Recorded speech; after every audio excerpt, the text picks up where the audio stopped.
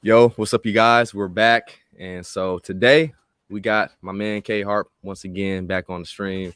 And so he was actually on the very first stream. So, we had to bring him back in because he's always so insightful, has a lot of good information. So we're going to dive into some good stuff today. First, we're going to look at Bitcoin, kind of see what's going on there.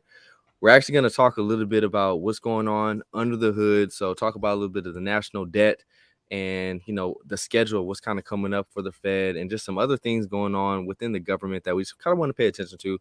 And the main topic, though, seriously, are the do's and the don'ts of crypto. So I already know, Kenneth, you know a lot of these do's and you know a lot of the don'ts. Before we start really getting into it, what's like just one don't that people should know about? I experienced a lot of the don'ts too, right?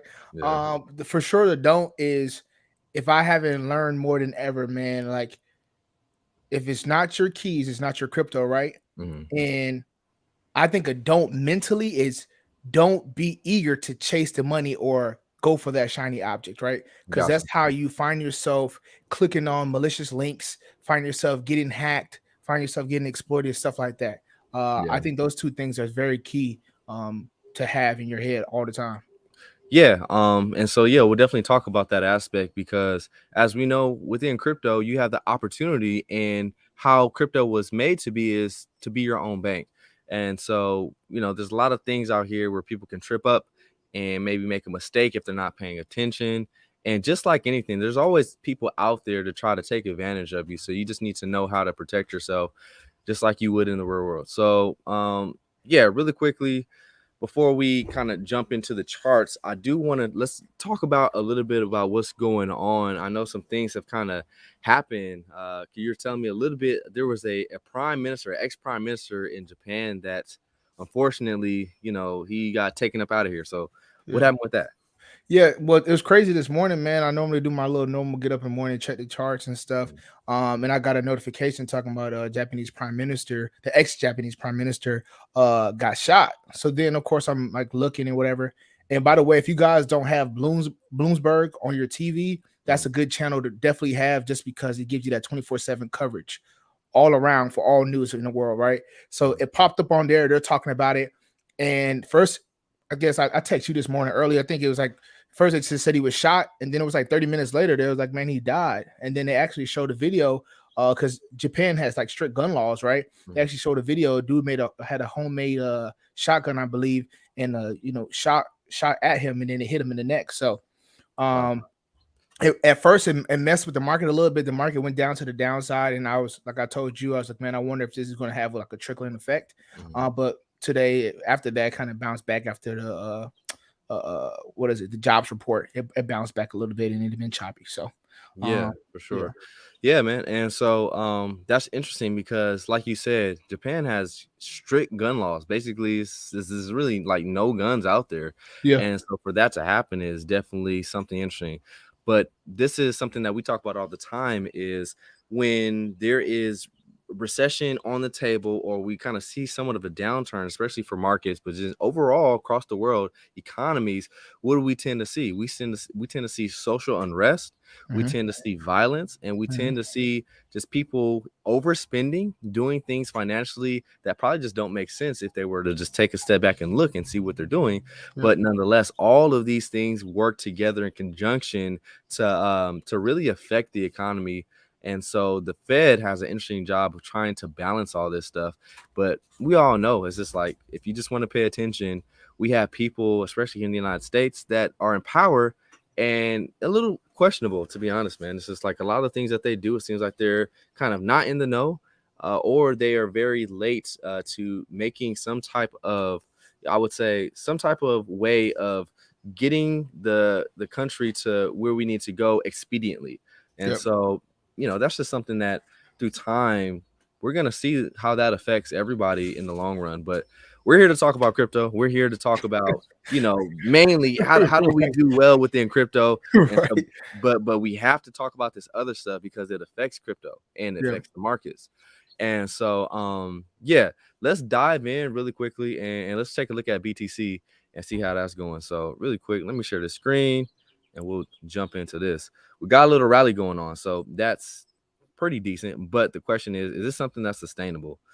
So, every time I come on and I do a stream, I really just try to get everybody to look at the big picture. So, but in today, we'll zoom in kind of tight. And so, as we know, we had a bull run from COVID all the way to 2021. And you can tell from the RSI, there's that bullish divergence as prices going up. We have divergence with RSI going down. And so some may say this was like the true peak of 2021, even though we did make a higher high.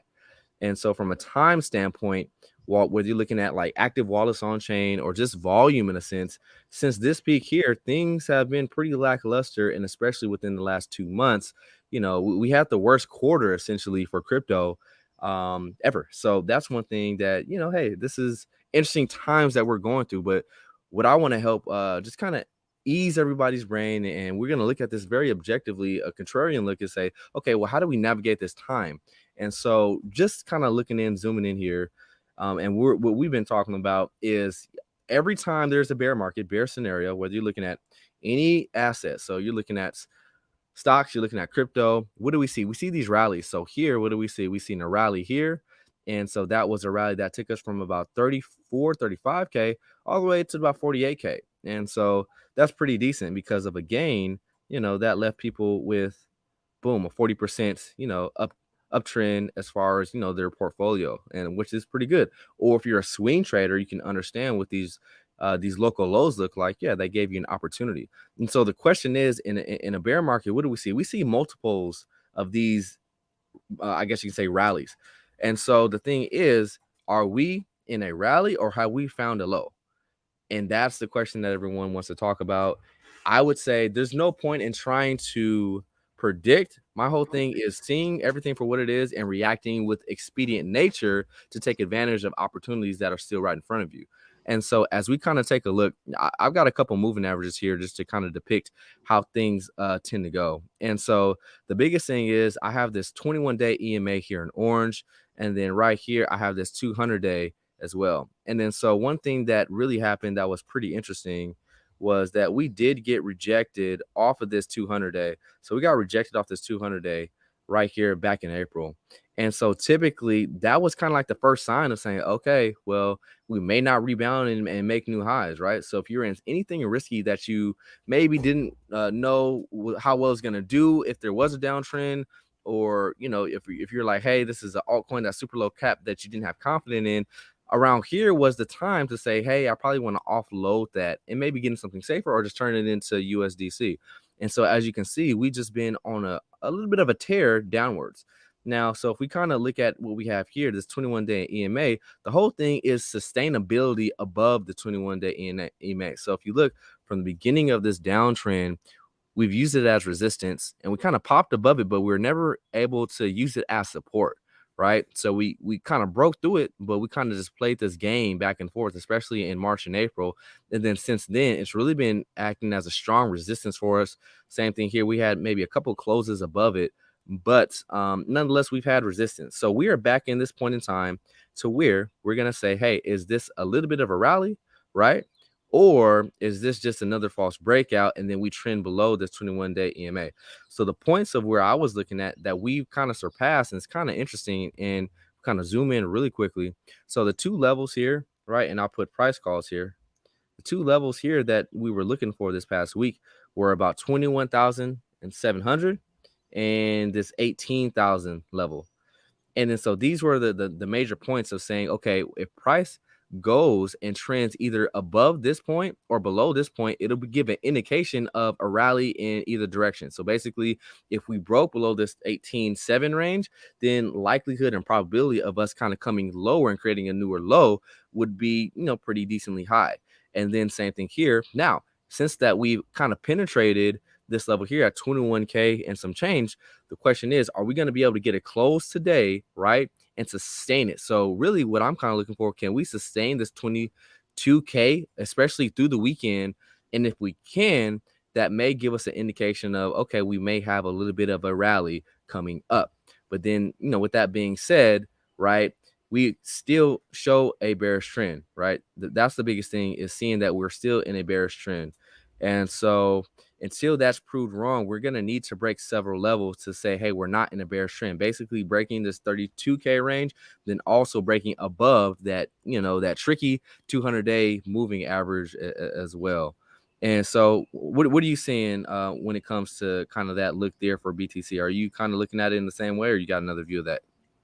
No, I think I'm looking at it in the same way. I know that we are due for a rally, and even if you look at the charts, you can see like it's on the way down, right? It's like a consolidation phase, push down, consolidation phase, push down, right? And I Yeah. think we're still staying in that trend. I know we are due for a rally. Like I was saying earlier, or in the chat, I don't know how long that rally will last, right? Sure. I still think it's a lot of different things uh economically that are alarming and triggering that you can't just overlook. Yeah. So it would be really surprising to me for us just to go out of this, push past the 32,000 and just continue to go. And that would Yeah. just Yeah. surprise me for sure. For sure, for sure. And then so another point I wanted to make here, and so if you look at this median line for the RSI, so this is on the daily chart, what I've noticed and what we can see, so if we zoom in, so especially right since we've been in this like major downtrend, we have yet to pierce it. So since May, we kind of got close, but we turned around and it's been support or it's been a resistance for us every single time that we've gotten close. So we're kind of approaching it. So another thing that I'm going to be looking at is say, hey, can we pierce this and break above it? And then so if that is another thing that we see, then that gives a little bit more credence to what we're talking about here is a rally in the short term. And so the thing is, right, if you were able to capture some of these lows, right, and then what I was saying on the last stream, opportunity cost, Bitcoin under 20K, fairly decent value, right? We're under the realized price at 22K. And so, that's just something to think about, right? And everybody has to make that decision. And obviously, this isn't financial advice, but I know that I took advantage of buying some Bitcoin and buying some Ethereum, especially when Bitcoin was below that like 19K range. And even when Ethereum popped below that $1,000 range, I picked myself up some of those assets as well. And then, so yeah, I mean, if you kind of factor that in, we have a little bit of a rally, but what you can see is this doji spinning top candle, right? So that's the thing, is as we kind of close today and we got another hour and 36 minutes, you see this candle actually coming back down, which is not the best sign for a sustained rally. But like I said, over the weekend, once we have the data come through, we're going to be able to see if this rally is going to be somewhat sustained. And so that's just a quick look at BTC right now. So if you were a person who bought the lows on BTC anywhere in this range, you'd be feeling pretty decent. You'd be up about 15% on your capital. So if you're a swing trader, right, if you know how to look at charts, and that's some of the things that you could have done. And so I definitely took advantage of this opportunity here. And so let's kind of move on and talk a little bit more about what's going on within the government, right? That's always a topic that I think sometimes in crypto people don't really want to talk too much about, but here on this channel it's imperative because, like I said, all of this stuff matters to the market. But really quick, before we do that, let's go ahead and see, do we got anybody in the chat? We do. What's good? So my man Joseph, what's going on, man? Been So rocking what's since up? day one, so I appreciate you tuning in. But besides that, so Kenneth, this next topic that we're about to talk about, the interest rate. Yep. How high do you think that the Federal Reserve can raise it? Right now, we're sitting at about 1.75%.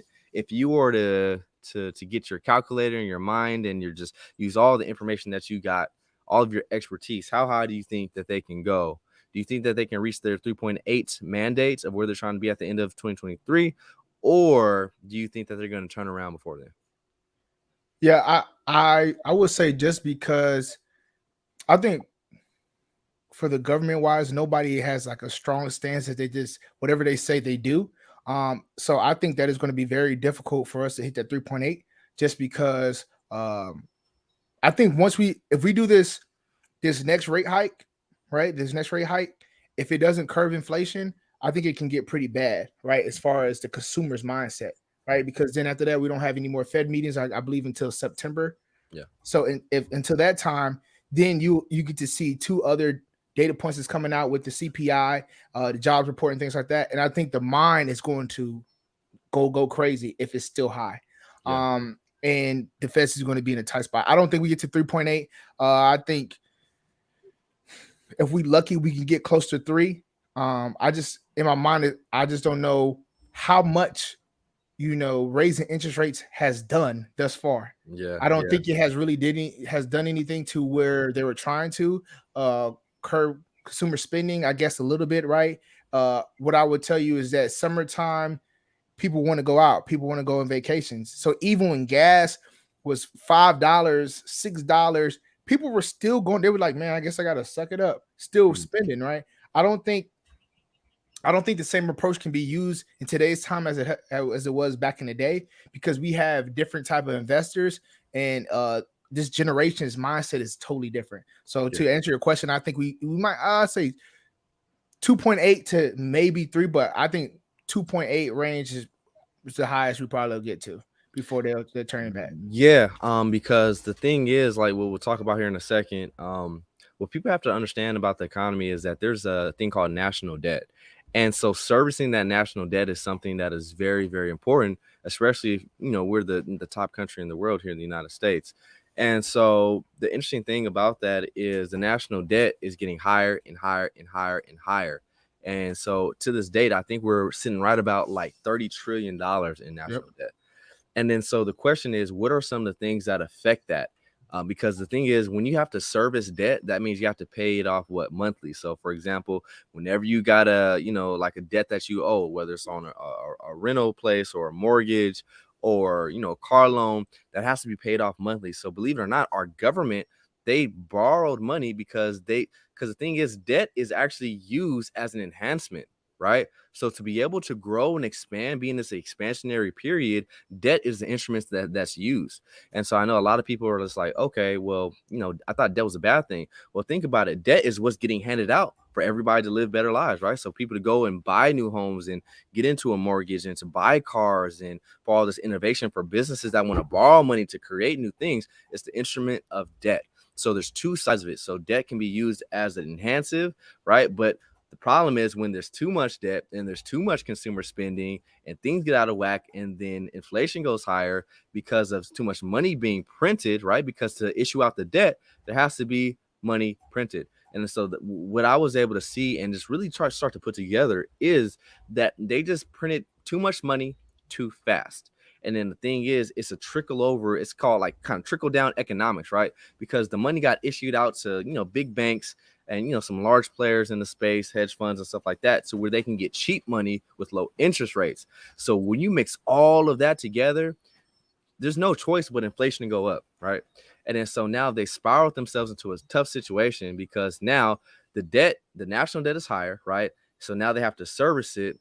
And at the same time, their goal is to try to get interest rates down. But the thing is, it gets harder to service that national debt when you're trying to hike interest rates, and especially when you have GDP that is lackluster, right? The growth of the the growth of the country is very lackluster. And so by definition, right? And we'll know this when the Fed, talks later this month, but we'll know if we're in a technical recession or not with 2 negative quarters of GDP.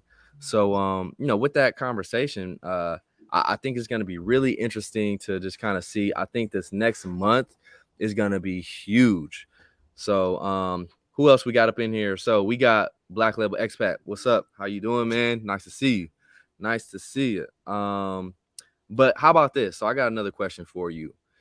With that being said, we have some big companies that are going to be having some earnings coming up here within the next month or so. How do you think markets are going to react if things are, decent or what they expect? Or how do you just overall, I'm not going to answer it for you, but how do you think the market's going to react based upon what you know about some of these companies and, where things are looking for their earnings? Yeah, I wanted to say one thing to your last point about the national debt before I answer your question, right? Sure. So right now the debt to GDP ratio is 143%, right?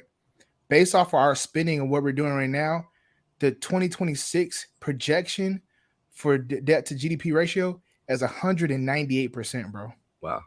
That's crazy. Yeah. 50%, right? In that time frame. So That's a lot. it tells you that even though people don't see it, the spending that we're doing, it's it's the worst ever in history.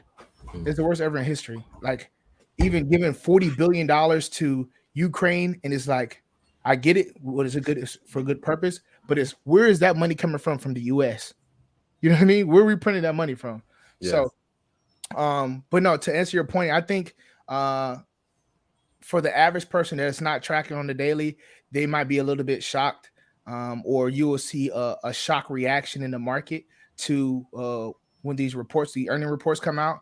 I Mhm. think to us, we already know what that is going to be. It's going to be Yeah. negative. Yeah. Yeah. Right? You Yeah. already see with cutbacks and cutting of jobs, and everybody already curbing their numbers already and saying it ahead of time. But that still is not going to make a difference when it comes to the market. When they see the numbers, they're going to still be like, oh my gosh, what's going on? Even though the Yeah. company's already said, listen, the numbers are not going to be good. You know what I Yeah. mean? So Yeah.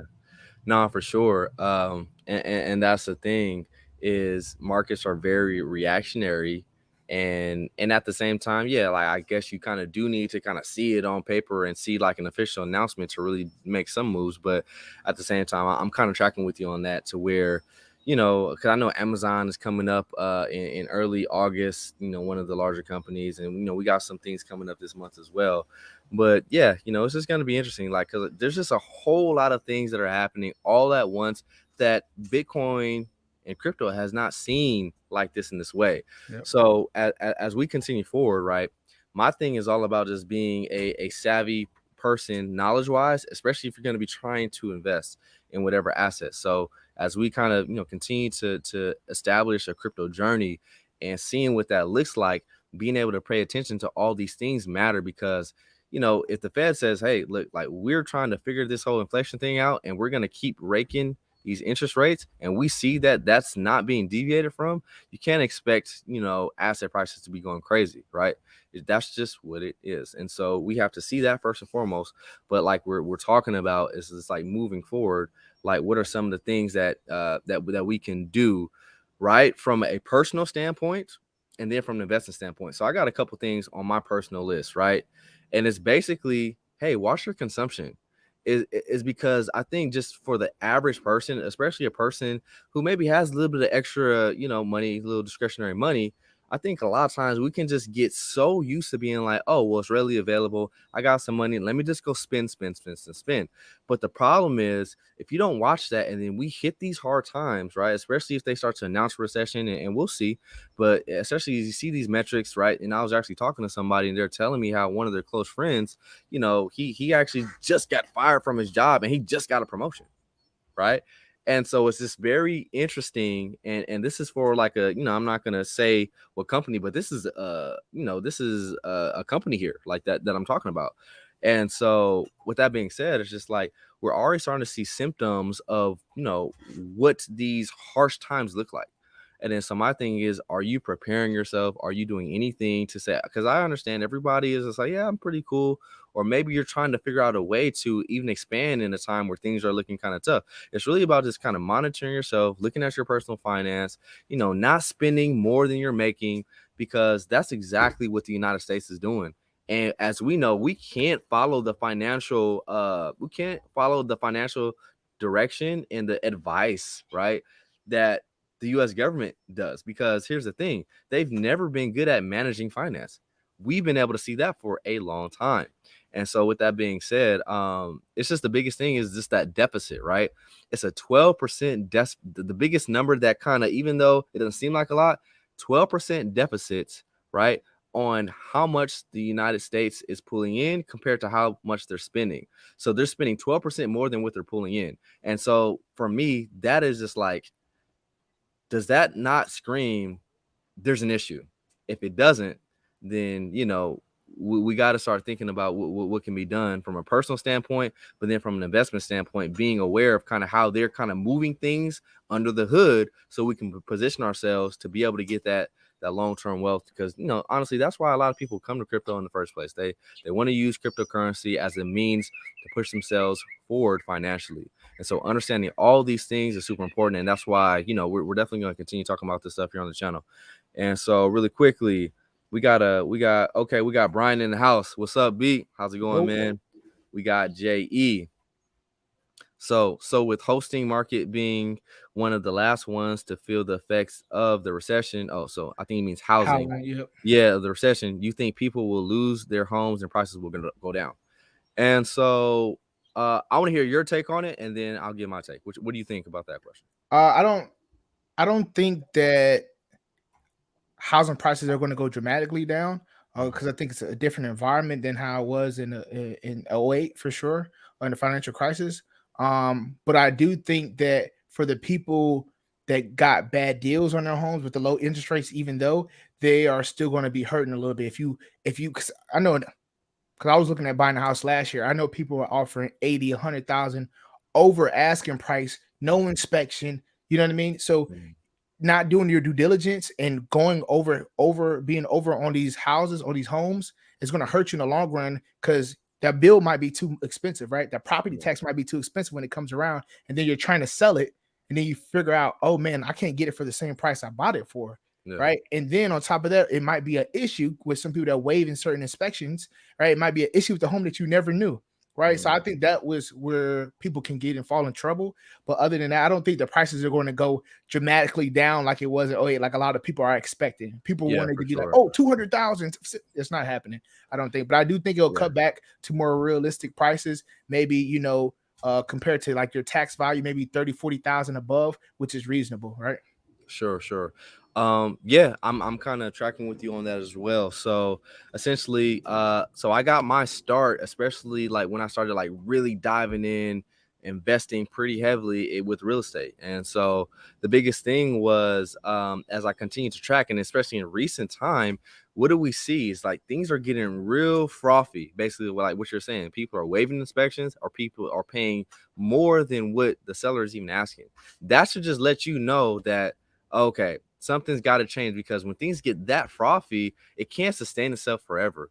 And so I'm kind of tracking with that as well, right? So the thing is, as these interest rates go up, that means that actually takes a lot of buyers out of the market, because people aren't going to be able to same or afford the same amount of house as what they could when interest rates were when they were getting a 2.5% fixed on a 30-year mortgage. Yep. Now they're getting closer to, and this is pristine credit, you're paying closer to 6%.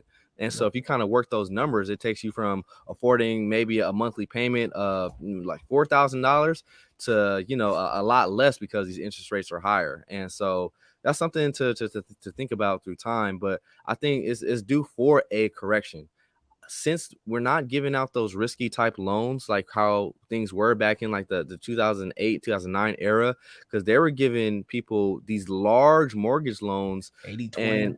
And these are people that had like all of 500 credit score. And so now the standards are a lot stricter, but nonetheless I just think demand is going to get killed pretty heavily on that forefront. So, and then like I said, there was a lot of froth anyway. So I think we're the good chance that we come back down to pre-COVID levels, but not like a 60-70% crash, maybe about like a 20 to 30% retracement from prices. So for Yep. example, a house that's going for $1 million, that's in a bucket in California, that's nasty and all that kind of stuff. All this is what's really happening. I think that those prices retract back a little bit. So Yep. and we'll see.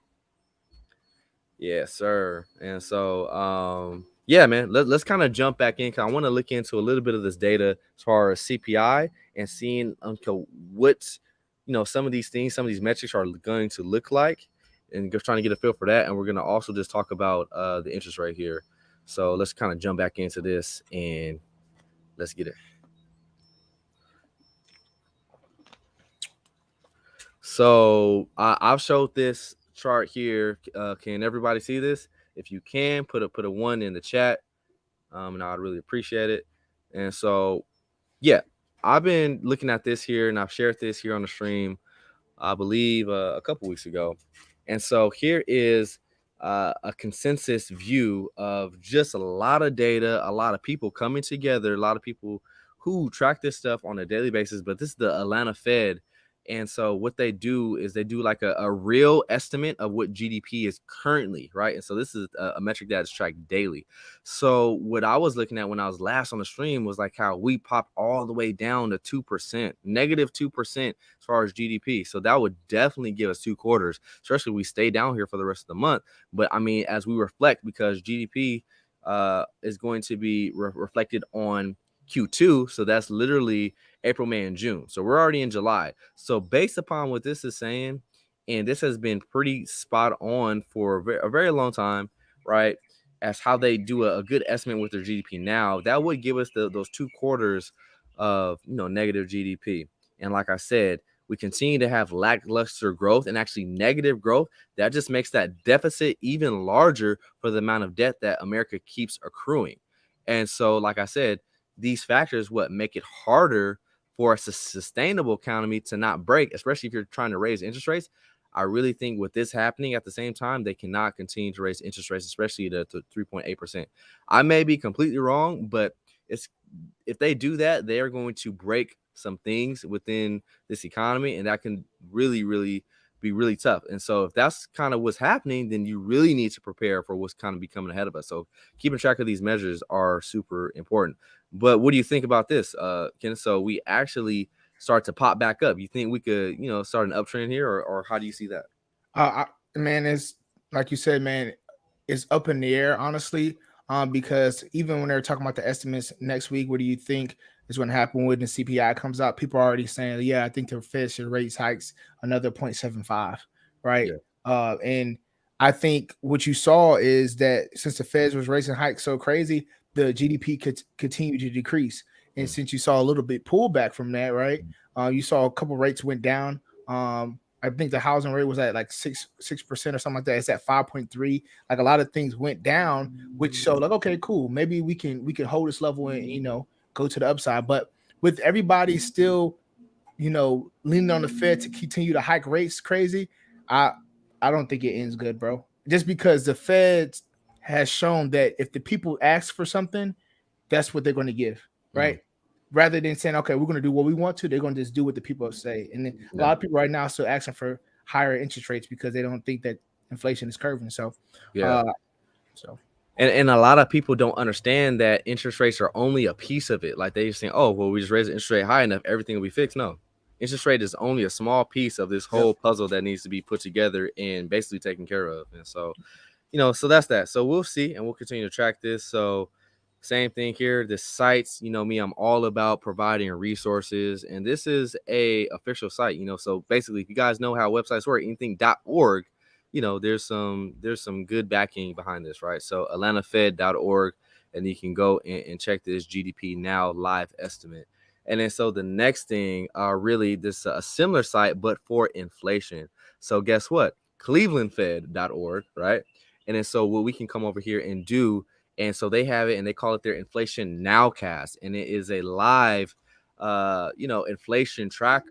And so the thing is, we can kind of get a little bit of sentiment and understand before they say it. That's the whole thing about an investor. The more you can anticipate things and be ready for things and kind of position yourself, the more you won't be surprised, and you'll be surprised that how you'll be able to make your investment strategy that much better by knowing stuff before they happen. So using indicators, leading indicators is a whole part of this.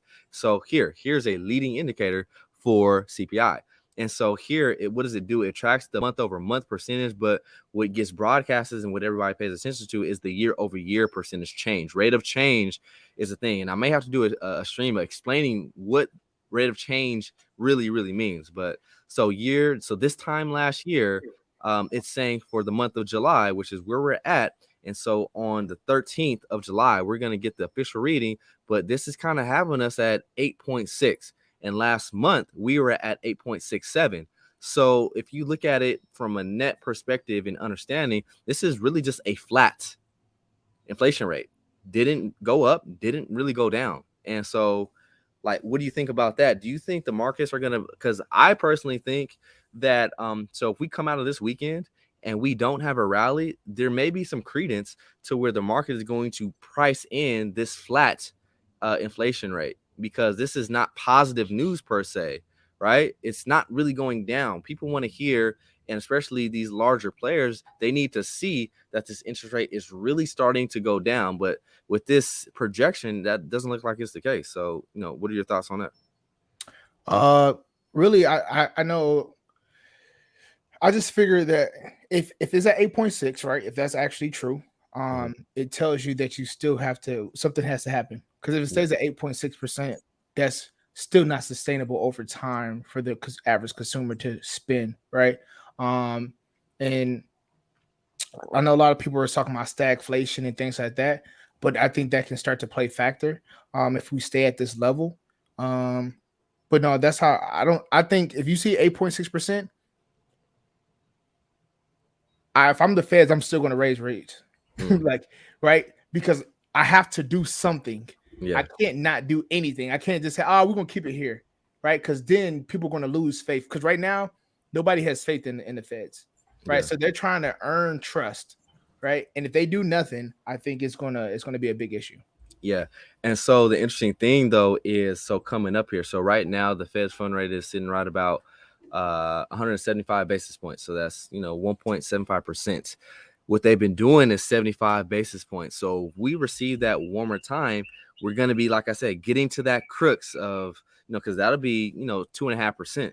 And so that's that crux of where things could start to get dangerous. The moment they start going above that and going to 3 and 3.5, like one thing that I do believe for sure is, like, one, we're not gonna, because mathematically we can't continue to see 75 basis points interest rates, especially to the end of 2023, right?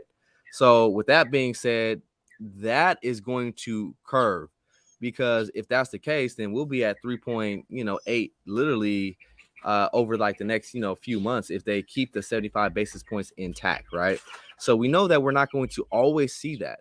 Or I don't know, like, what? I'm not gonna say anything is definite. I'm saying the likelihood of us continuing to see 75 basis points is it seems pretty slim in my opinion.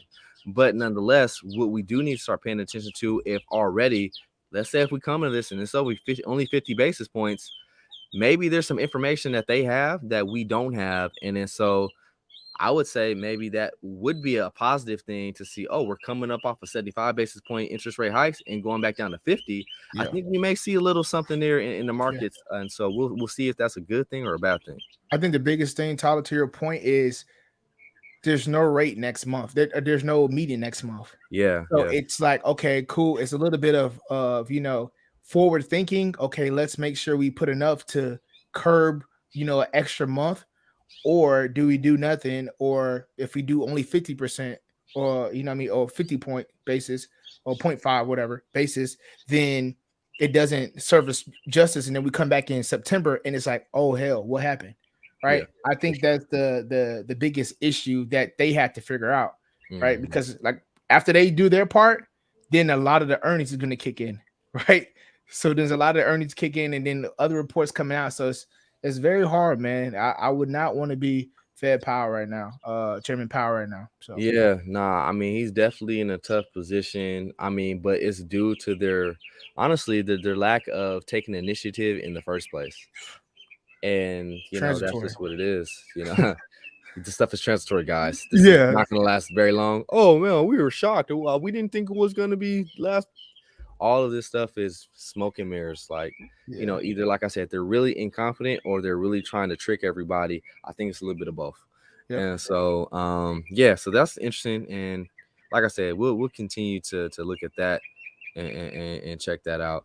Let's kind of jump back into the chat and see what we got, here. So, okay, so here's a good point. Yeah, used car prices should come down with the chip shortage ending. So, yeah, like, car prices, I would say that's like more of like the luxury type items. The one thing that is still intact though is that, company, or I would say like shipping companies, are still not having that easy transport back and forth. And then so especially with a lot of these other countries and their workforce kind of declining, being able to get the cars for the demand that's still here, in a good amount of time, that's still a slow process. So I think used car prices, yeah, they may start to trickle down, but it's not going to be like a crazy like punch in the face and be like Yeah. next month everything is down like 20-30%. All this stuff on the downtrend for asset prices, besides the most liquid asset, so Bitcoin and crypto is the most liquid. That's why it can go down a lot faster versus real estate. Because if you just pay attention, real estate, it takes more time, right? It takes more time to be able to, okay, when go buy a house or sell a house, got to go through listing it, got to go take the pictures, put it on the market, put your disclosures, got to close. That takes 30 days. And so it's a much longer process to be able to get through a transaction for real estate. And that's why real estate lags behind the other markets, because it's much more illiquid versus Bitcoin. Boom, you can go to an exchange and trade all your Bitcoin in all of 2 seconds. So, but as far as I would say car prices, that's one of those things as well, where it's just like got to go to the bank, get approval for the loan and all that kind of stuff. And then noticing it's like we have still a shortage supply of cars. It's still probably going to take a little bit of time for that to start to trickle down. But nonetheless, I think all this stuff is coming down nonetheless. So let's see. Another question here or a comment. I'm curious to see, once the Fed starts printing money, will it turn the crypto market from bear to a mini bull market? I'll let you take that one. What do you think about that? It depends on where the money goes to, right? I think what made crypto that bull market or the bull cycle that we saw was, all the funding that we're getting, right? Whether you had small business loans, right? They were getting the PPP loans, right? You had the what is it? The government stimulus, right? You getting a stimulus, right? And people are getting all this extra money. They're like, okay, man, what do I do with it, right? And if you hear most investors are hearing, okay, put your money in crypto, you can 100x, you can 1,000x, right? They're hearing all these things, and people put a lot of their money in crypto, right? They put all their money into node projects. They put all their money to things trying to build this passive income. So if they build some, they start printing money and giving back out, stimulus, then that, yeah, maybe. But other than that, I don't think so, because I think what you're going to see now is smart investors are going to start going back into crypto, right? And they're going to ease in slowly, right? And they're going to be patient. And you're going to look for the average investor or the average person to look for the next fix. What's the next big thing? Right? What's the next big thing? Right? That's where people are shifting to right now. Okay, cool. Whatever's the next big thing, that's what they're going to go to, right? I do think we'll go up, but I don't think it'll be a bull market as fast as we saw last year or from 2020. Yeah. I mean, I kind of see it as, if they switch from quantitative tightening to quantitative easing, like you said, a good point is, okay, where's that money majority going to, or are they handing out money?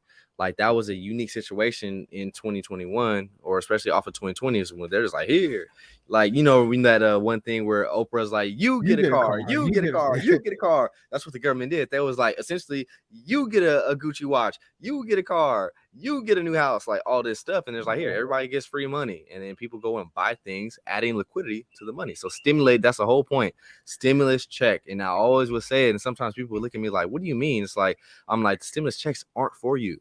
Like, think about it, because they know you're going to go and spend the money in the economy. Stimulus checks were to stimulate the economy. 1 + 1 = 2. Yeah. But besides that, it's just like one of those things to where, I think once because the thing is, what are like the larger players? And so I think the retail luster of crypto kind of still around a little bit, but it's died off quite a bit. But yeah, for everybody to come back in droves and stuff, it's gonna take a little bit of time, in my opinion, to get the engine really, really revving to where you see like that arc of where prices like this, and then it just starts to hit that upper arc. It might just be like a slow up grind and stuff like that.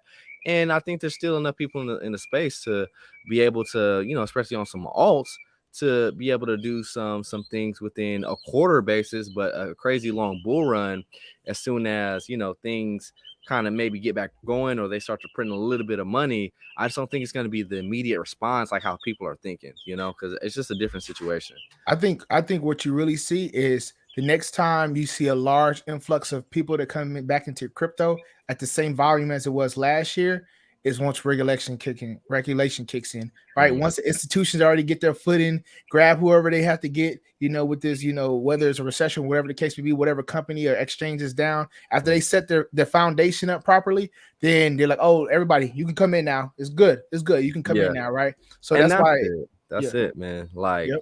why I'm going to cut you off, but it's kind of Mhm. like coming in my head. It's just like that's the whole thing. Everybody has to understand, even within the government, this whole system. If you want to talk about Ponzi schemes, right?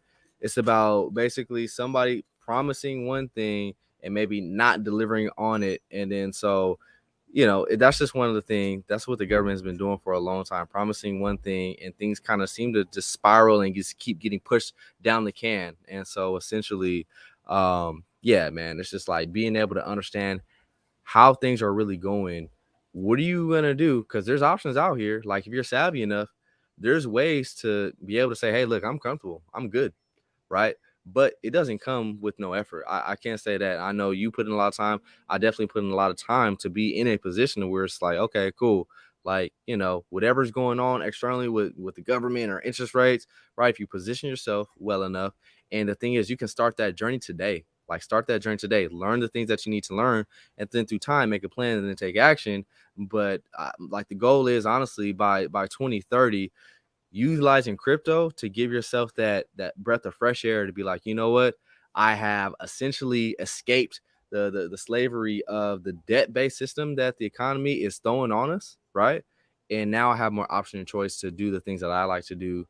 And and that's what real financial freedom looks like. And I think a lot of people want to at least say, look, I want to be on the way to that.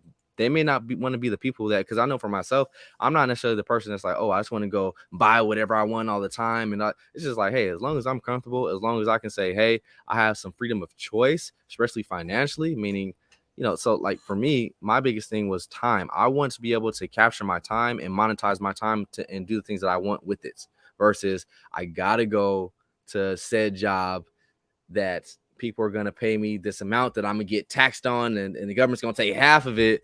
And then, all this other stuff, they're going to charge me for basically everything that I want to do in this life. And, and so that's something that we all face. And so we all have to really make a plan. And so in these times that we're in, I really want to just stress to everybody, just trying that's watching, is just try to just take some time, kind of look and see where your things are at. Look at your personal profit and loss, right? So your personal, hey, what I'm making, what I'm spending. Do not be like the government. Do not be in a deficit. You want to be in what we call a surplus. So I know you know what those words mean, Kenneth. Uh, if you can tell people who are watching the difference between deficit and surplus, what does that mean? Yeah, it's simple, right? You're at a loss or you at a gain, right? You got an extra, or you got nothing, right? Exactly. Yeah. And to your point, that game plan, as we know, right? We kind of been instilled in our brain since we were younger, right? Playing ball, but a game plan is crucial to your success. A lot of people don't have a game plan, right? So I think a great thing you always say is 2030, 2030, which has changed my mind because I'm like, okay, 2030, 2030. All right. What do you want to have at 2030? Or what is ideal for you at 2030? What you want to be able to do, right? Some people have a dollar amount. Like you said, some people have a goal, right? I want to be financially free. What does that mean? Have the freedom to do what I want to and please, right? Mhm. So with that being said, you have to not only have that goal or that game plan, but you also have to make the steps and plan how you're going to get there. What sacrifices are you going to do now to get there? Right? Are you going to say, okay, cool. Well, in order for me to do this, I need to save $1,000. Well, how are you going to save $1,000 if you don't have that ready?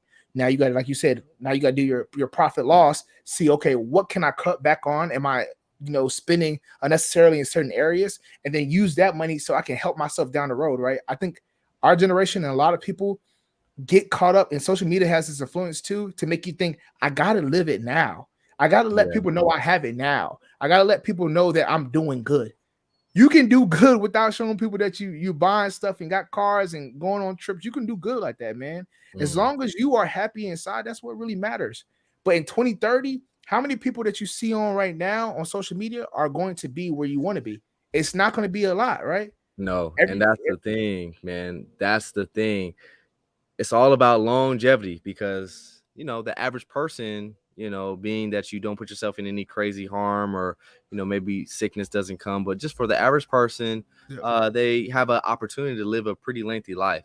And then so people don't account for that. People are just like you said, hey, I just want to do it and do it big now. And so if it's like you got to really, really think, are you able to sustain what you're doing for longevity? So it's cool if you like that. Like my thing is, hey, if you like doing certain things, if you like cars, I enjoy cars too. If you like going on trips, the question is, can you sustain that for a good period of time without taking a whole lot of debt and being basically a slave to a lender? Can you do that? And the answer for most people and what they'll find out, especially when there's tightening, is it's going to be no. So when 2030 comes around, a lot of these people that seem like they're doing great and all this kind of stuff, they're not going to be when that time comes, because things shift and things change. They didn't prepare themselves and they were just doing what made sense for that moment in time. And so, and the thing is, we see this cycle happen all the time. Just talk to anybody that's over the age of 50 and they'll tell you, right? And so yeah, it's just one of those things. Is the awareness is important, and so I'm glad that we're having this conversation, because it's going to be important, especially moving forward for the rest of this year. And so really quickly before we wrap it up, I want to talk.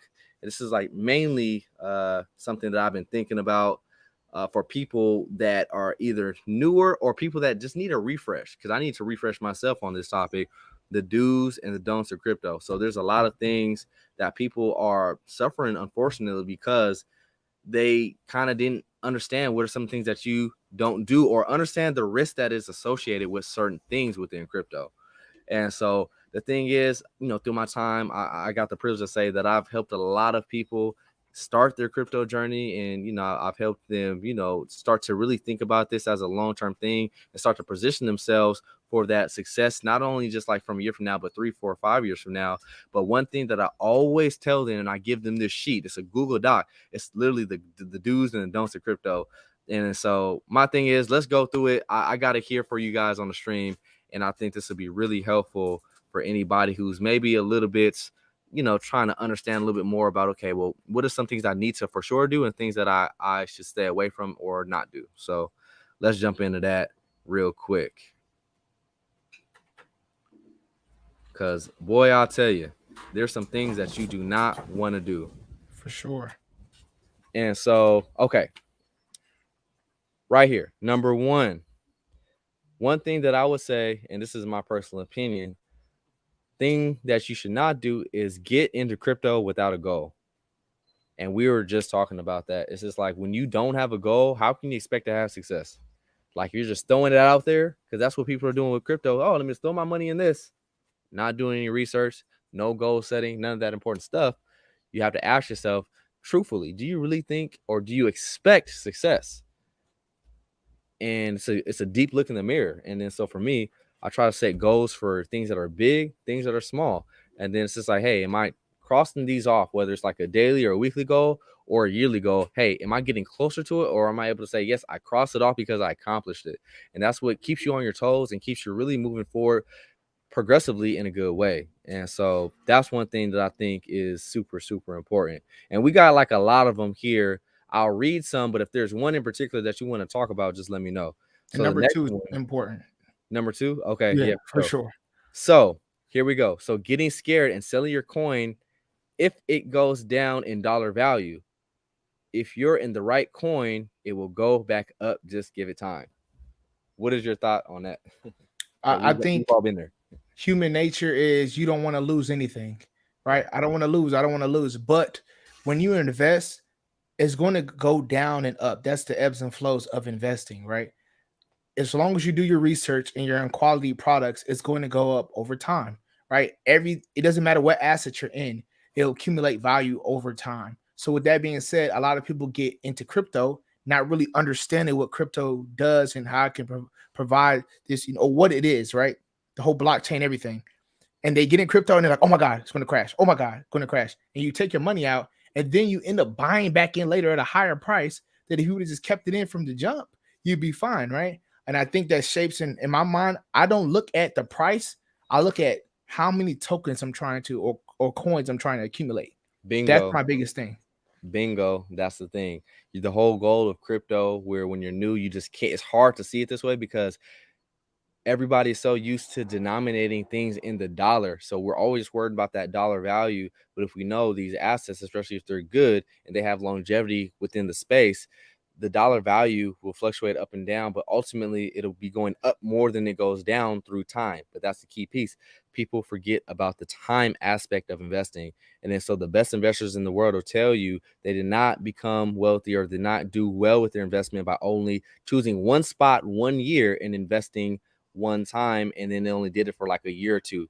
These are people that invested for 20, 30, 40, 50 years. But within crypto, that's more like 3, 5, 10 years, right? For example. And then so when you hit these milestones within the year, that's when you really see the asset growth. And then not only just choosing one spot when you're buying whatever said asset, but really trying to, like, if we know, being a savvy investor, being able to accumulate when prices are low. So on a severe discount of how we have now, but through time, you want to pick your spots and continue to invest. So don't just invest at one time, because what a lot of people made a mistake of investing only at one time. For example, when Bitcoin was at 60,000, Ethereum was at 4,000, and they never invested ever again. And now they're just like, oh, well, what do I do now? Well, if you know about investing, this is a journey. And then so you have to continue to, do things in a manner that's going to be beneficial for you through time. And so that's a whole nother topic, which, maybe at some point we can do a stream on that too. But let's move on to the next one, which I think is super interesting. So this next one is listen to just anyone talking about a coin and buy what they say. Thing is, do your own research first. So I think that one's pretty self-explanatory. Yep.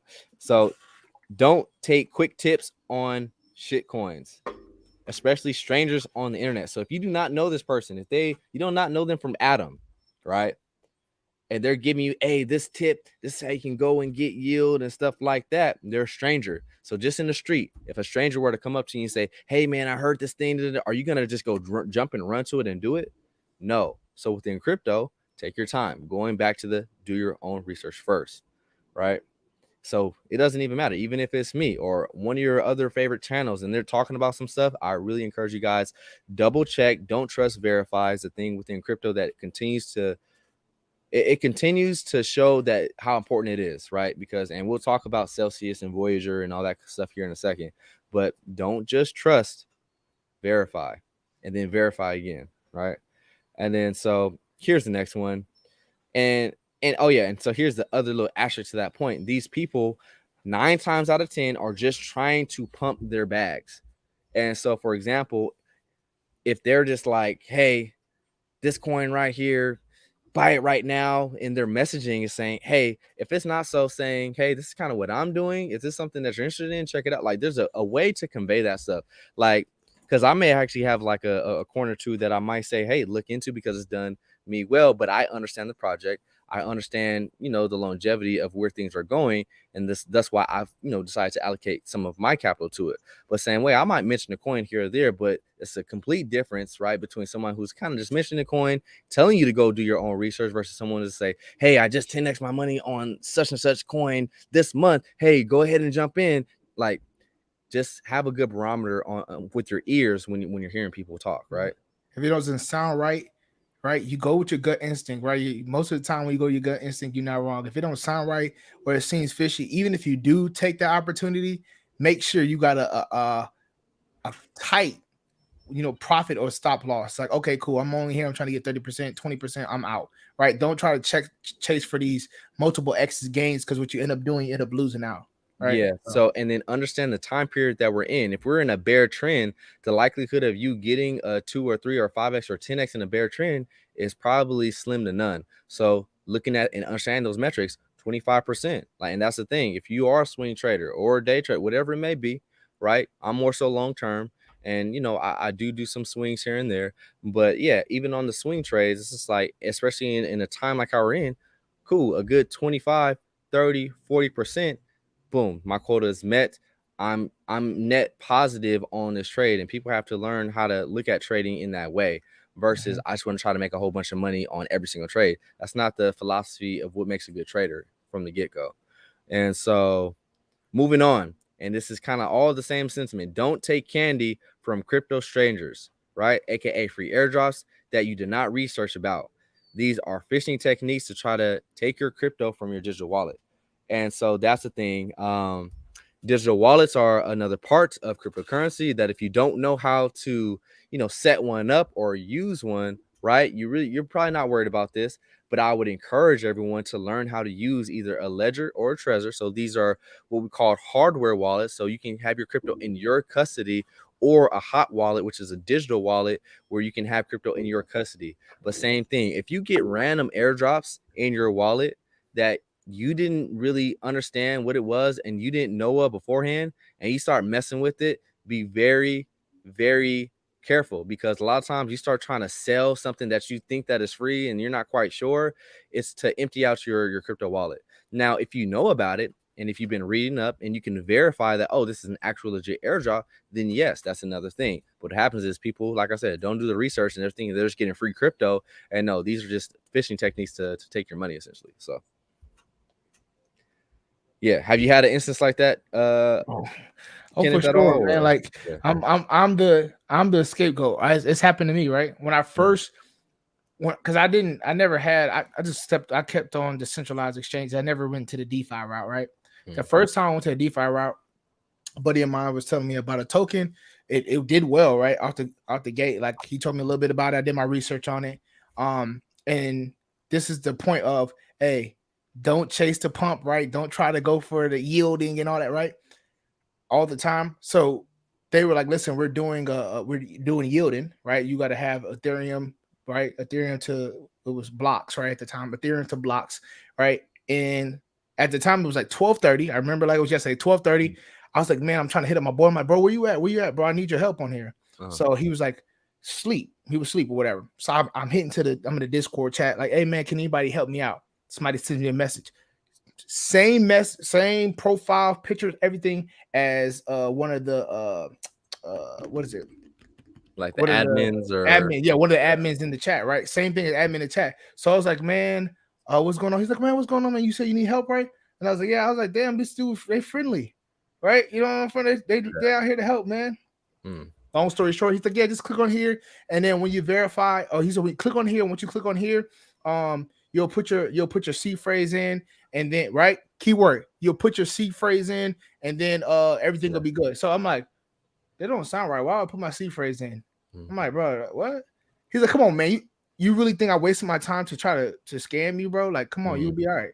My dumb ass, right? Sorry for my language. Put my seed phrase in, right, like a dummy. And then, sure enough, my boy woke up 30 minutes later. He's like, no, bro, they're scamming. They're scamming. I looked at my crypto. Everything was gone. Zero. Everything was zeroed out. And that was my beginning story. My crypto beginners. That's my story right there. I lost probably like, I think it was like 6,500, 6,200, something like that. That hurts, man. Yeah. And so I don't care if it's $1 or 6,200. That hurts, man. And so yeah, and I just added it, and I'm surprised that I did not have that on here, which I think I have different versions of kind of saying that same thing. But yeah, do not give your seed phrase away. So when you have a digital wallet, they give you a thing called a seed phrase. This is supposed to be in your personal custody, and literally nobody else needs to ever see this except for you. And the best place to put a seed phrase is in like an actual physical a vault or a lockbox, something that only you have access to. And then so the seed phrase is to protect your wallet. And that way nobody can get access to it. And then you'll be completely safe as long as you're the only one that has a seed phrase. If somebody else has a seed phrase, then they'll basically have access to your crypto, thus putting you at risk. And so that's what we don't want to do. So when we go ahead and download a digital wallet, write down that seed phrase. And I always say you probably want to write it down more than once, 2, 3, heck, even 4 times, right? Just to make sure you got it correct, and then store it in a safe place that only you know where it's at, because we don't want to see anybody within crypto get their crypto taken away because they had a lack of understanding and they gave their seed phrase away to somebody else who was asking for it. So if somebody ever asks you for it, you should know, scam, stay away, and that's that. You can go ahead and move on. Yep. 100%. So from there, don't rely only on yielding for your income. And so this is the thing. I mean, here's the thing. Even if you're making buku off of the yielding, because some, crypto yields can be pretty high within DeFi if you know how to do it. I've been a part of, pools of, where the yield is like 60, 70% and even higher. So on larger sums of money, that's pretty good. But the thing is, what people have to understand, don't quit your day job, because the thing is, what people see through time, yeah, they're making all this money off of yield, but that's only solely because there's liquidity added to that pool, or there's an incentive because there's a lot of money being thrown around within the market to be able to sustain that. The moment that liquidity gets pulled from the crypto market, what happens? These yields go down. And then so also the money that you put in to get that yield goes down too. So it's like a double negative. So imagine you having $5,000 and you're getting 50% on that $5,000. You're just like, okay, great, I can do this forever and just get this expected return. Well, what you notice is, okay, let's say whatever asset goes down in value, so that 5,000 turns into 3,500, and that 50% turns to 35%. And then as we can see in a full bear market, yeah, you know what I'm saying, that amount continues to go even lower, and then that yield goes even lower as well. So you were thinking, oh, I'm always get these numbers off of yielding, when in fact, if the market is going down, that's not going to be the case. So that's the one thing when you're first coming into crypto, is understanding that, yeah, yields can change from day to day, month to month. So being active and paying attention, if you are yielding on your crypto, is something that you want to do and pay attention to. And Same so thing with no projects as well, right? That passive income play that a lot of people are trying to do, right? I've seen and heard a lot of people, oh man, I'm putting my life savings into this. Don't ever do that, man. no. It's not worth it. It's The not key going to thing ever happen in life. is cash flow is king, and Yes. don't let yield be your primary cash flow. Either you should have a second, like have a job. That's a great way to get cash flow, income coming in, right? Have some type of some business that you're doing that can get cash flow to come in, or have assets, right, that are dependable monthly, right? Something that can be dependable monthly. So for example, investment real estate, and specifically more so multifamily. So, for example, if you have a multifamily apartment complex, and we're going to do a little deviation, talk about a little bit about real estate, because I got some knowledge there too, some experience. But when you have a property that it says maybe has 4 units, right, and you're getting this positive income coming in every single month, it's okay if one of them moves out. You still got 3 other paying you to pay that mortgage off and still put extra in your pocket. And that's an asset that you can hold through time. But things that are more reliable, right? And so we know real estate is what? Less liquid. And then so, with things happening within real estate, that's probably like the last option that you'd want to rely on. But the main thing is have some type of income outside of crypto or outside investments, primarily, really, to always be having that good cash flow coming to your wallet. And that way you can continually invest in good assets, and even more when the prices are low, like how they are now. And so cash flow is king. Not cash all the time. Not having a strong cash position is great right now, so you can invest, but you don't want to hold cash long term, because as we can see and what we've talked about on the channel, cash is continuing to become valueless through time as the years go by. So cool. And then so same thing here. Not your keys, not your coins. Giving your keys away to exchanges to give you yield can be a dangerous game. So let's talk about this Celsius Voyager. Exchanges locking up people's money and saying, hey, you can't withdraw, you can't deposit. This is what happens. And so this is a moment within crypto that a lot of people that are newer, they're learning. Like, hey, anytime you take crypto out of your personal custody, right? So out of your wallet, and you leave it on exchange, or for even before that, you start utilizing centralized exchanges and you never take it off the exchange. These are things that you got to learn how to do within crypto. And then so if you don't know how to do it, I'm gonna talk a little bit more about some things that I'll be doing here towards the end of the month to kind of start helping people with this process of really trying to get their game tight. But yeah, it's just like leaving your crypto on exchanges. You got to understand, and even within DeFi, you leave your crypto on a protocol, essentially your stuff. So getting yield can have a good ring to it, but understand there is a risk that comes with it, and there's a risk that comes with leaving your crypto on exchanges. And so what we've seen with Celsius, which actually they paid their loan back, and we'll talk about that. But Voyager, for example, they went bankrupt. And so we're going to see if people could ever get their money back. And so we've seen this, play through the years of crypto. We've seen Mt. Gox just completely downfall, and so these things happen. So you got to be able to say and understand what you're doing before you start taking these actions. So right now because I fell in that Voyager issue. Right now they're saying if you had cash on there, then you're most likely will be able to get some of your cash back. But as far as crypto goes, You could cancel Christmas. Mm, So Christmas is canceled, man. That's yeah. the yeah. So and yeah, we'll continue to harp on that as we continue to really just try to help people dial in their crypto game. And with Hmm. this do not list so far, I think we're making good progress. So the next one, and I think this one is pretty important too, and it kind of tracks along with don't rely on yielding for your income. But the next one is don't rely on crypto for your only stream of income. Because as we can see, it's not really producing much right now. And the same thing, prices aren't going up. And then so you're not necessarily getting richer by holding right now, especially in the downwards trend. Now, when things go sideways, that may change, and we'll see when that happens. And obviously, when things go up, that aspect changes too. But as we continue to talk about, and what we know, no market always goes up.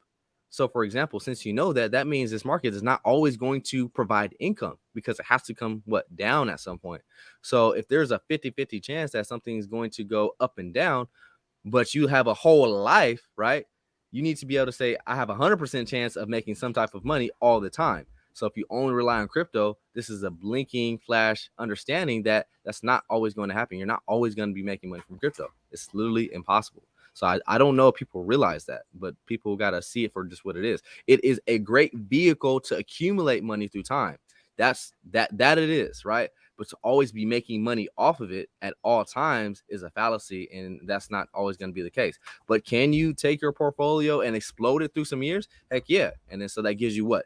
Discretionary money to use, but having an income, like I said, is always nice. Even if you have a whole bunch of money sitting on the side, having money always coming in is still pretty nice. So putting your money to work.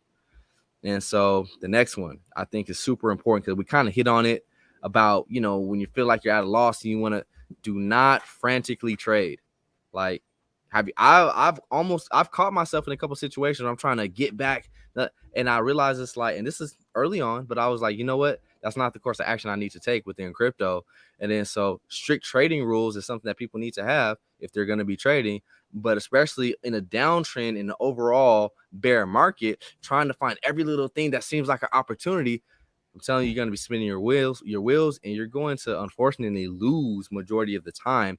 And that's not just me accounting for kind of, what I've kind of seen for myself a little bit, but just taking a survey of what a lot of people tell me and just what I've seen over the years of just like people frantically trying to get money back that they're losing because the market is going down.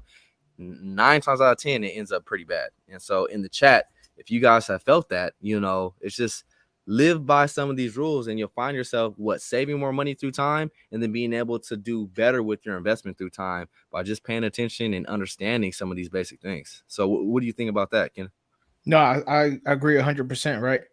Even me, I try to stick to my philosophy, my principles, right? And I'm to the point where if I am trying to trade, if it's not the perfect setup, I exit out the app or I close my computer, right? Because if you sit there and you look at things, then your mind starts to say, okay, maybe it is, or maybe I can, maybe, and then before you know it, you find yourself doing something, and then it doesn't turn out good, and you're like, damn, I shouldn't did it at all. So Yeah, like, I sticking to your principles, right? Whatever that is key, man. for sure. And so yeah, it's just you got to be able to not try to force things that aren't there.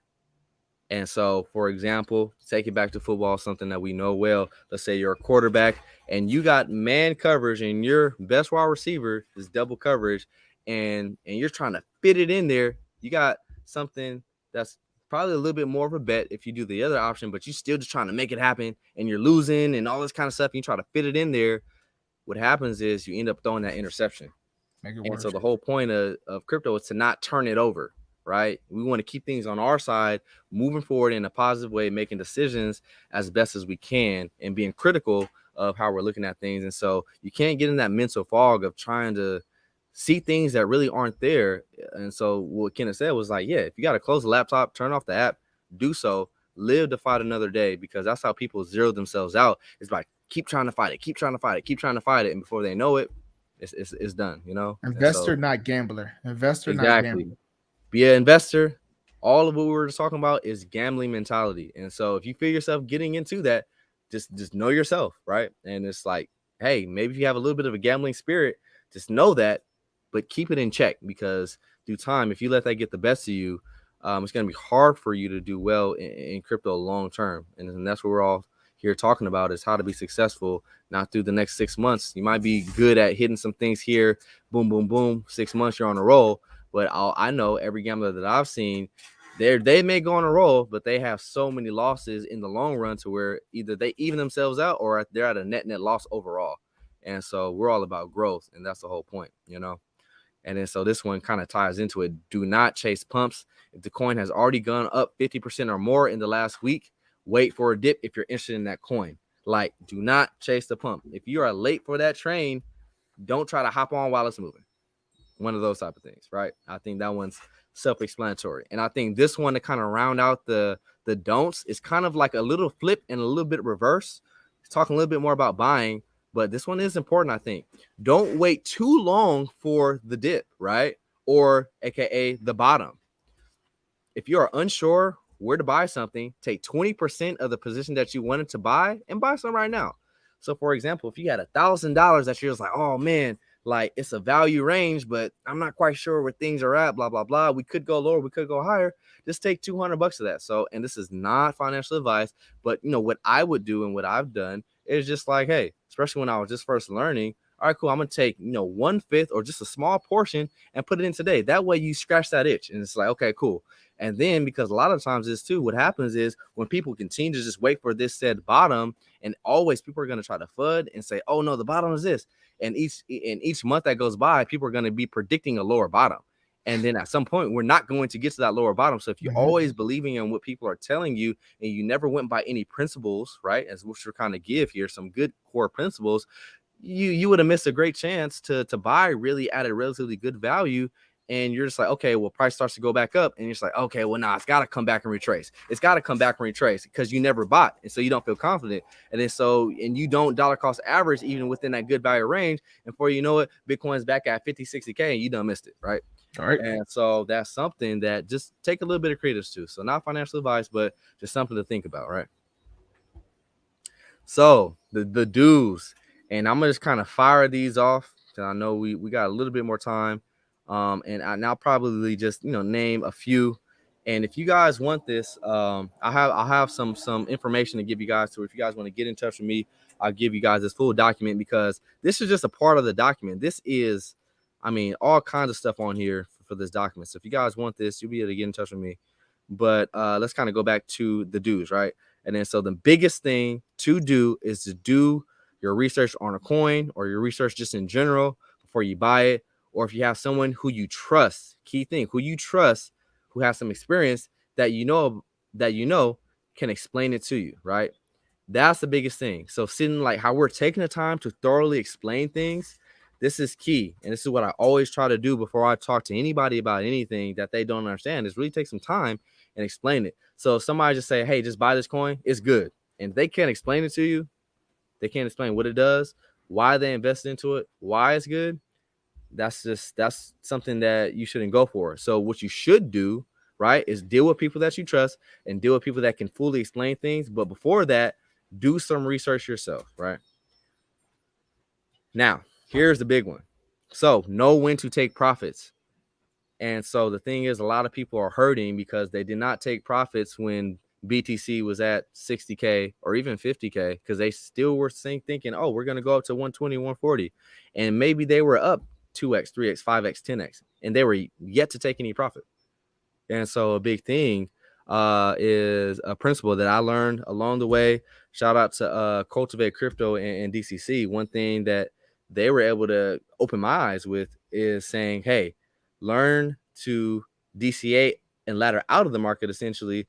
But this is a strategy called de-risking. And so a brief understanding of what that is, let's say you have a coin that you have a cost basis on, and you double or you triple your cost basis. So for example, you take $1,000 and you turn it into $2,000 or $3,000. Now think about it. If you were to put that in any other asset, that process takes a long time, 7, 10, 15 years. In crypto, that happens relatively quick. So what should you do to protect yourself? You take your principal back. So you go ahead and de-risk yourself is a term.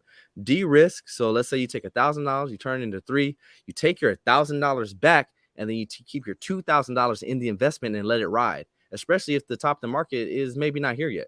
And then so that's how you can sleep good at night.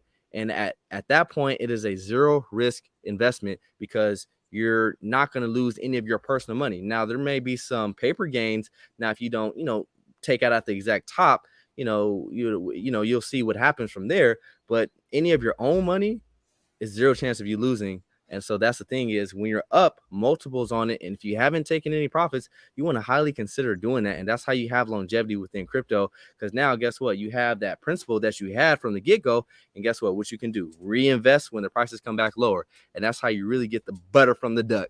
The And butter from so the duck. Hey, my BFD question to game, you, baby. Yeah. my my question to you on that, right, is Yeah. a lot of people have the thought process of doing that only when they're doing tradings or trades, right? But that principle still applies to BTC, Ethereum, right? To layer ones. Yeah, you don't want to take everything out, right? But you do know that it's going to reset. You still need to de-risk yourself as that as well. So Yeah, for sure. Most definitely. Okay. And then so another thing that I think that everybody should do, because the thing is when you're new, you don't know that 99% of cryptocurrency coins or tokens, which those are two different things, but 99% sadly are not going to make it long term, and a good portion of them are not meant to make you money. And that's a pill to swallow. And then so doing the research and being able to differentiate those things, it does take some time. So like I said, learn from somebody who can explain it. So that's what we kind of do here on this channel, but essentially doing that research yourself. And so out of the 20,000 cryptocurrencies that are out here, 19,000 and some change are no good. And so the thing is, the word that you want to pay attention to are the last two words here. Look for coins that have some use case. So when you connect to that DApp or you connect to, whatever it is, or if there's a coin that has a game out, are they actually building, or are they showing strong promise of that use case and they're proving that through time? And so all of the promise of like, oh yeah, we're going to do that, and there's no action behind it, pie in the sky. And then so since crypto is a relatively young asset class, there's still a lot of development for a lot of this stuff to really come through in droves as far as full use case. But there are some coins out there that have a lot of just pure functioning use case now.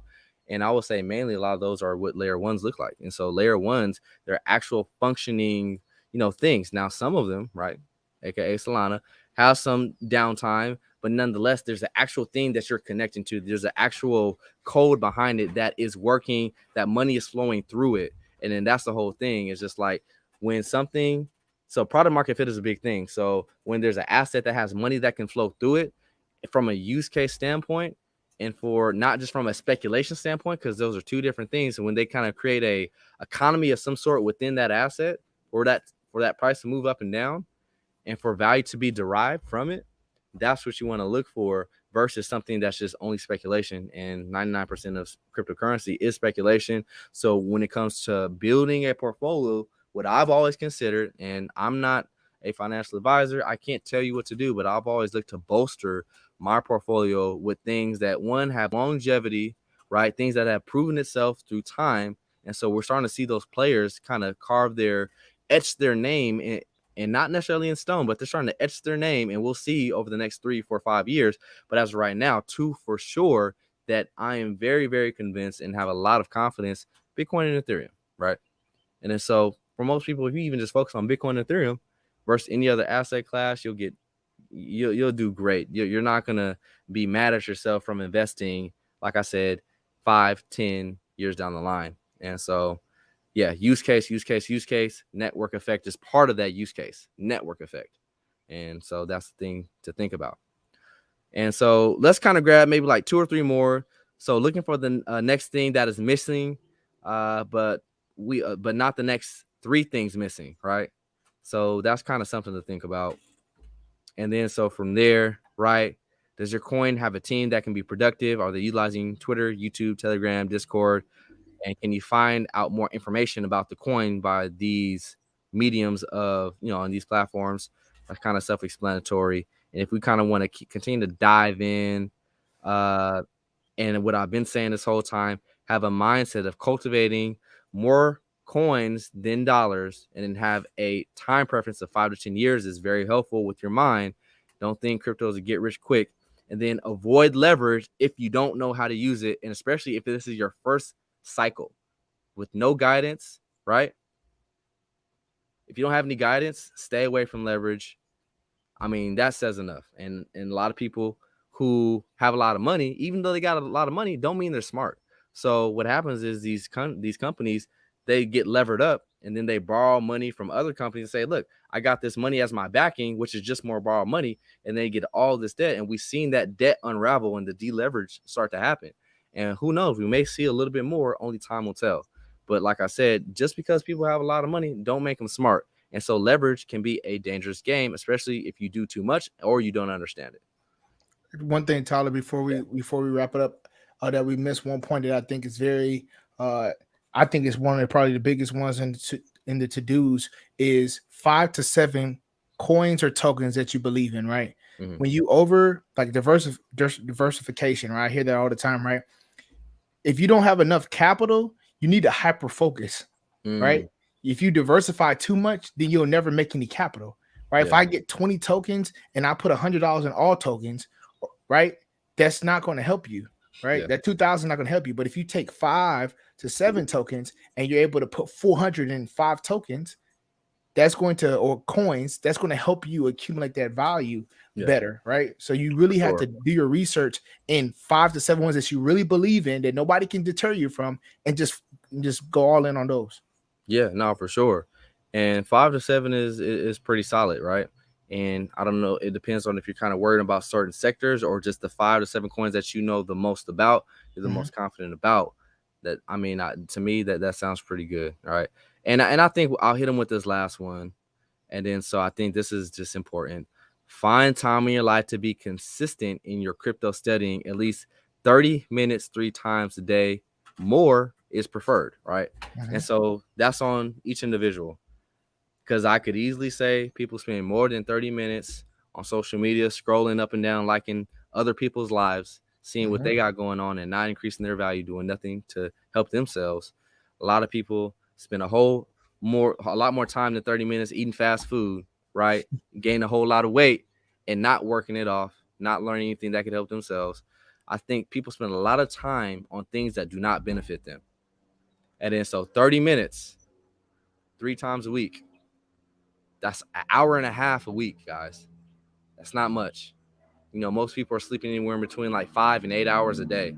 So if you can do 30 minutes for 3 days a week, you'll be surprised. You do that for 3, 6 months, a year, you are going to be so far ahead of a whole bunch of people. And this is how you can get to the point to where you can be fully confident in your investment strategy within crypto, because you understand what this whole market is about, the ebbs and the flows, the cycles, all the many different diverse topics. And it's one of those things is, like I said, if you expect to do well, you've got to be able to have some backing with knowledge, or you're tapping into people that do have knowledge. And so that's why, we're here, and we want to continue to just help people just guide their mindset in the right direction, but ultimately just be a bridge to help people understand some of these trickier things within crypto.